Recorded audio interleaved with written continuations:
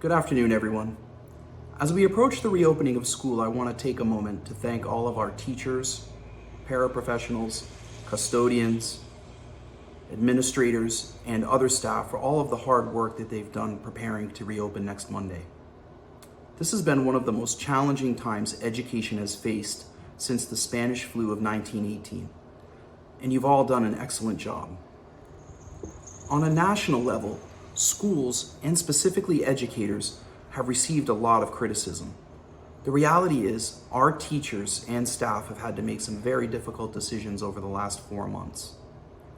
Some staff have serious health issues, and others have children who do not have childcare, or their schools are closed or remote, so they don't have a place for them to be during the day. I've spoken directly to many of these employees. I'm confident that not one of our staff members wants to choose between taking care of their health, their family, or their students. Our staff is using the appropriate leave and process granted to them by the federal government, and the district is working collaboratively to support everyone involved. Tonight, I'm asking everyone to come together. Our students need us to be united and show that we have their best interests in mind. The only way that we're going to be able to provide a quality education for our students is to work together as we open school next week. Next week is not going to be perfect. Busing is a significant challenge for the first 2 weeks of school every year. It's going to be even more complicated this year because of the reorganization of the district and the constraints put on the busing company by COVID-19. We're thankful because many parents have planned to drive their children to school or carpool with another family, and carpooling with a specific family will help us with contact tracing.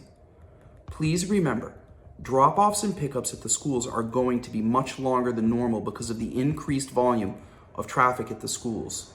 This will be the most challenging during the first 2 weeks of school while everyone is learning new traffic patterns. Another important aspect of our fall reopening is synchronous instruction. Synchronous instruction is when students are at home attending classes via Zoom or other virtual video means. Synchronous instruction is completely new to our students as well as to our teachers, and we need everyone to understand that school staff members are working through this new model. It will not be perfect, and we expect there to be bumps in the road.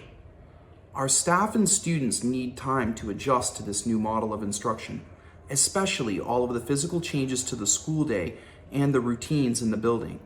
To help with this adjustment, the first week of synchronous instruction for our remote learners will be handled primarily via independent assignments at the K-6 level and on an as the teacher is ready model at the 7 to 12 level. This will provide staff and students the time and space to adapt to new buildings, having kids in the school buildings, and work out the drop-off and pickup routines. Teachers will be checking in with remote learners periodically. Synchronous instruction is a whole new world for our teachers. We're confident that we can provide this kind of instruction for our community because we have excellent dedicated teachers and staff. But we are going to need to grow into this together. And I ask that everyone please be patient with themselves and with each other for the first 4 weeks, because we're going to have to figure out how to teach students at home while teaching students in school.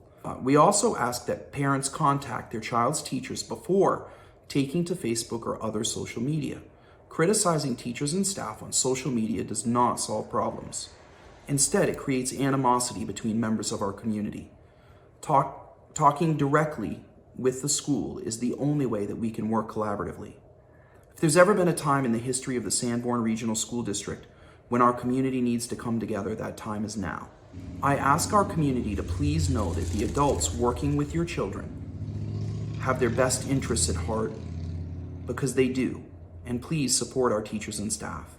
And on a closing note, as a parent of a 7th grader and a 10th grader, I want to thank all of the parents who have worked so hard to manage their lives, their jobs, and their kids' learning while we've been remote. There's no words for how hard it is. I know myself because I'm in it with you. I just wanted to say thank you for everything that you're doing. Have a great weekend.